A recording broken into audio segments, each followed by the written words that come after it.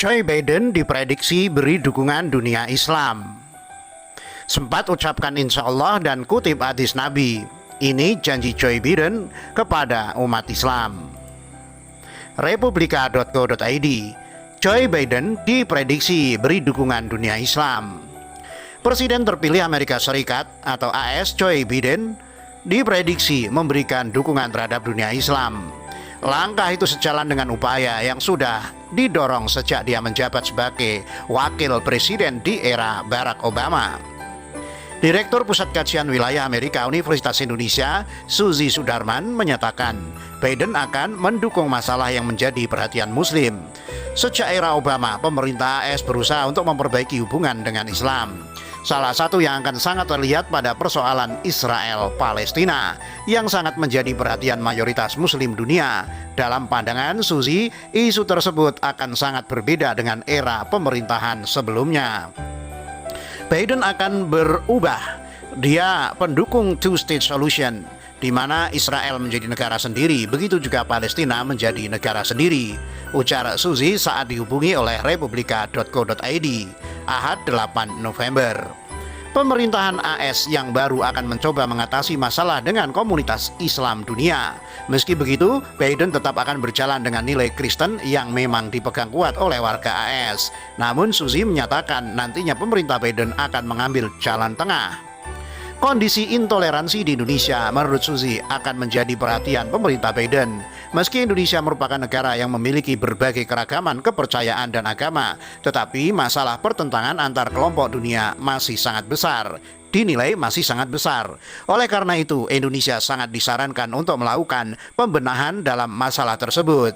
Hubungan Indonesia dengan AS di masa depan diprediksi sangat berbeda dengan kondisi yang sebelumnya pada era Trump yang tidak cukup peduli pada masalah seperti itu. Sempat ucapkan insya Allah dan kutip hadis. Ini janji Joe Biden kepada umat Islam. iNews.id. Joe Biden memenangkan kontestasi pemilu presiden Amerika Serikat 2020. Saat kampanye, Biden pernah berucap insya Allah serta berjanji pada umat Islam. Dalam debat kandidat pertama, Biden sempat melontarkan frase insya Allah. Biden menggunakan frase dalam bahasa Arab tersebut saat menyinggung laporan pajak tahunan Donald Trump yang dianggap tak pernah transparan. Dalam salah satu sesi debat Capres, Trump mengatakan laporan pajaknya akan dirilis ke publik segera mungkin setelah dirampungkan. Biden pun langsung menimpalinya, kapan laporan pajak itu dirilis? Insya Allah, ucap mantan Wapres AS 2 periode itu. Ungkapan insya Allah yang dalam bahasa Indonesia diterjemahkan sebagai jika Allah mengizinkan adalah frasa yang sering digunakan kaum muslimin secara tulus untuk memenuhi janji. Akan tetapi ungkapan itu juga kadangkala digunakan secara sarkastik di barat yang berarti sesuatu yang tidak mungkin terjadi. Tapi sampai di situ Biden menunjukkan keseriusannya merangkul Muslim Amerika Serikat dengan berjanji akan menandatangani undang-undang kejahatan rasial serta mengangkat staf Muslim dalam pemerintahannya. Saya ingin bekerja dalam kemitraan dengan Anda untuk memastikan suara Anda termasuk dalam proses pengambilan keputusan saat kami bekerja untuk membangun kembali bangsa kita, kata Biden dalam acara virtual yang diselenggarakan oleh Engage Action, komunitas Muslim AS yang ditayangkan di akun YouTube Surat Kabar AS, The Hill pada 21 Juli lalu. Saya berharap kita diajari lebih banyak di sekolah-sekolah mengenai Islam. Saya harap kita bisa berbicara mengenai semua agama dengan pengakuan besar. Suara Muslim Amerika penting, tapi kita semua tahu bahwa suara Anda tidak selalu dikenali dan diwakili. Itu hak Anda sebagai warga negara, lanjutnya. Kutip hadis Nabi Muhammad. Pada pemilihan tanggal 3 November 2020, Biden berhasil merangkul pemilih Muslim serta para imigran. Council on American Islamic Relations atau CIR, organisasi hak sipil dan advokasi Muslim terbesar di Amerika Serikat, merilis hasil polling Pilpres AS 2020 pada hari Selasa 3 November 2020 yang menunjukkan lebih dari 69% Muslim AS mendukung Biden, sementara 17% memilih Trump. Dalam kampanyenya, Biden menarik simpati pemilih Muslim dengan mengutip hadis Nabi Muhammad SAW yang memerintahkan setiap Muslim mencegah keburukan. Barang siapa di antara kamu yang melihat kemungkaran, maka ubahlah dengan tanganmu. Jika tidak sanggup, lakukan dengan lisanmu. Jika masih tidak sanggup, ubahlah dengan hatimu, ujar Biden seperti dilansir. Sementara itu dilansir dari matamatapolitik.com. 4 jurus Capres Demokrat Joe Biden pikat Muslim Amerika. Kecenderungan umat Muslim Amerika Serikat memilih Partai Demokrat dalam Pilpres AS 2020 sebaiknya dimanfaatkan dengan baik oleh Capres Joe Biden lewat upaya mengedepankan kepentingan mereka. Nusaibah Mubarak bukanlah penggemar terbesar Capres Partai Demokrat Joe Biden, tapi dia bertekad untuk membuat setiap pemilih Muslim Amerika Serikat memberikan suara untuknya. Saya tidak puas dengan kandidat dari Partai Demokrat, tapi saya melakukan semua yang saya bisa untuk mengeluarkan Trump dari jabatannya, ungkapnya kepada Times. Mubarak seorang Muslim, tidak sendirian. Jajak pendapat Council on American Islamic Relations (CAIR) baru-baru ini menemukan bahwa hanya 18% pemilih Muslim yang mendukung Presiden AS Donald Trump, sementara 71% mengaku mendukung Biden. Namun perbedaan itu hampir tidak menjamin umat Muslim akan berbondong-bondong memilih Biden. Mantan wakil presiden di bawah Barack Obama itu hanya akan mendapatkan keuntungan dari popularitas lamanya yang suram jika dia dapat meyakinkan pemilih Muslim. Beberapa di antaranya merasa tidak dilibatkan dalam kampanye Biden hingga karena alasan kesulitan pemilihan yang mereka alami.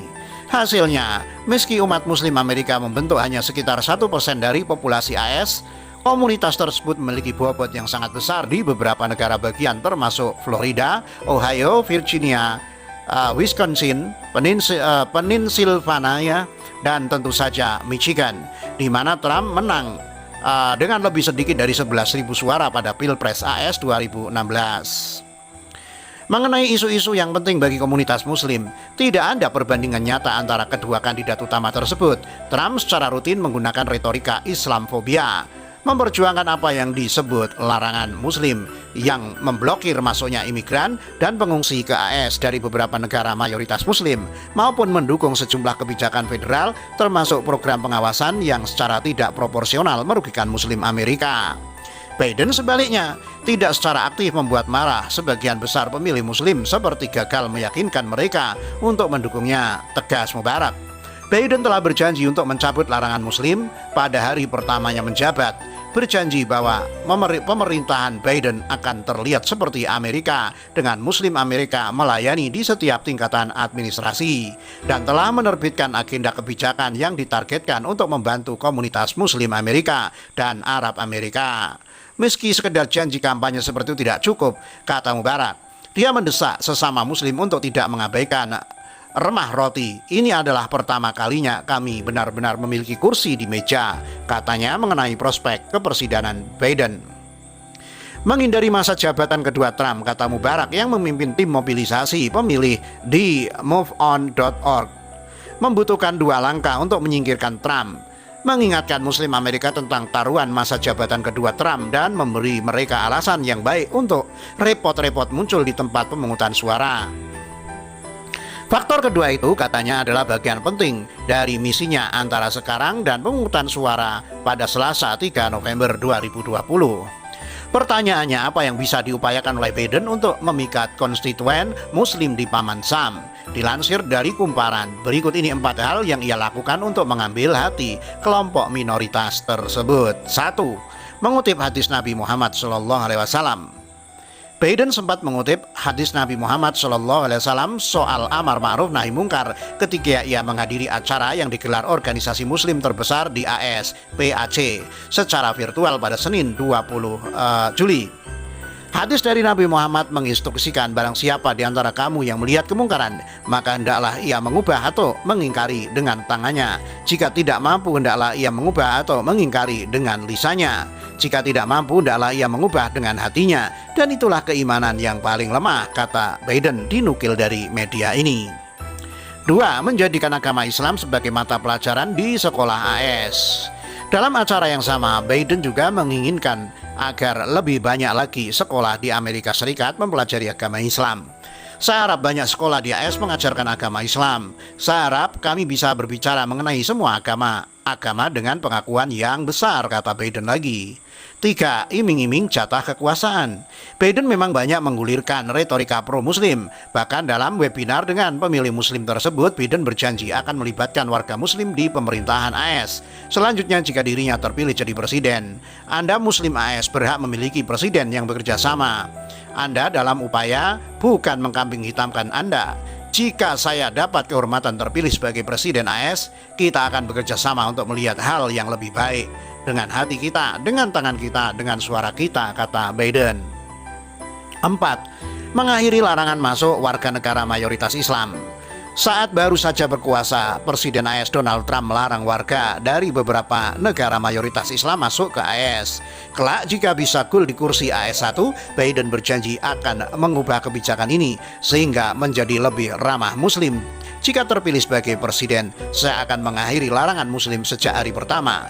Hari pertama, tandas Biden. Kini Joe Biden telah memenangkan Pilpres melawan Donald Trump. Kita tunggu saja realisasinya. Demikian.